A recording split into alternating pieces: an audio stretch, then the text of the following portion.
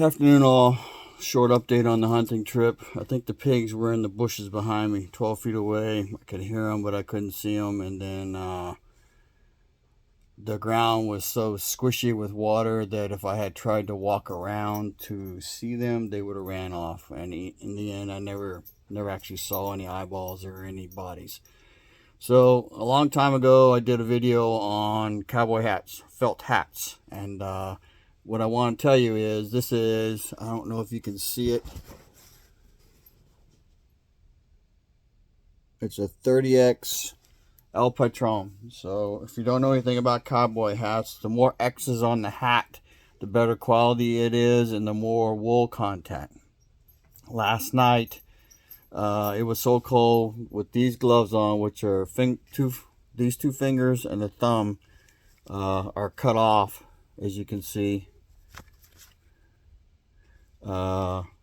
For probably 2/3 of the night, because we hunted till 12:15 from about probably 4 p.m. maybe 3:30. It was cool when I got there. It was damp.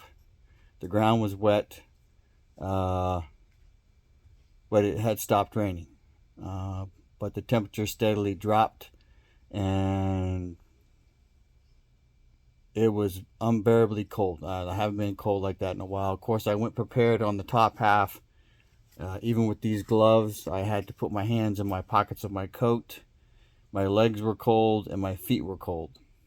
Now, I'm talking about the hat and the gloves because those are good things to have.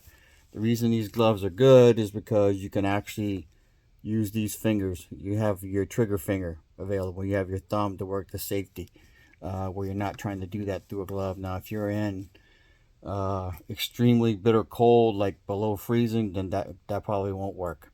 The hat is good. I wore it. This is all I wore. I have my field jacket that I recently purchased. I had zippers put in that I think I'm going to need to increase to 18-inch zippers because I wasn't getting the venting that I needed. But the jacket worked out really good. It got so cold that I added another layer before I went back out for the actual night hunt.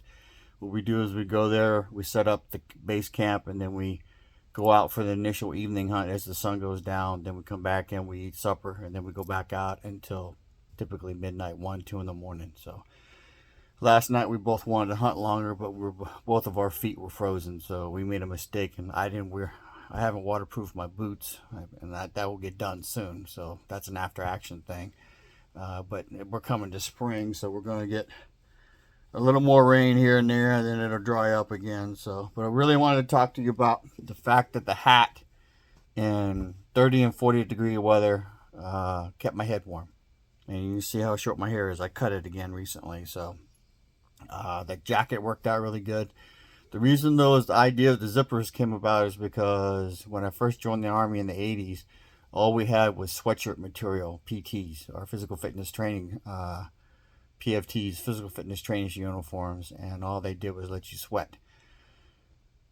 Sometime later on, they came out with like a nylon-based PT uniform, and in that uniform, the armpits had zippers, and then the back was vented along the back. It wouldn't let rain in, but it would let heat out. The pants were not vented.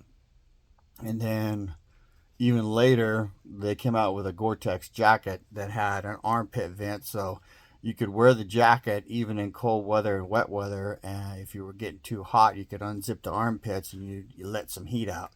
So those 12-inch zippers, I think I'm going to have to go to 18s. So I'll just go ahead and buy them, and then I'll talk to my wife. If she won't do it, I know another lady who will. So anyway, news keeps getting worse.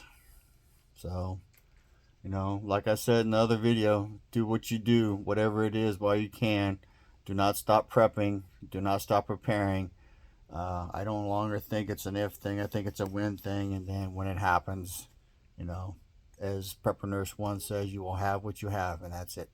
So I don't think that Russia's stupid enough not to realize who they're actually fighting. So you need to keep that in mind. And everybody's like, Russia's not going to do anything. I would tell you that That is a mistake to think that. So anytime you put your enemy in a pigeonhole of what they're going to do or not going to do, then you wind up getting a rude surprise. Anyway, Chief Prepper out. Knowledge is information and power.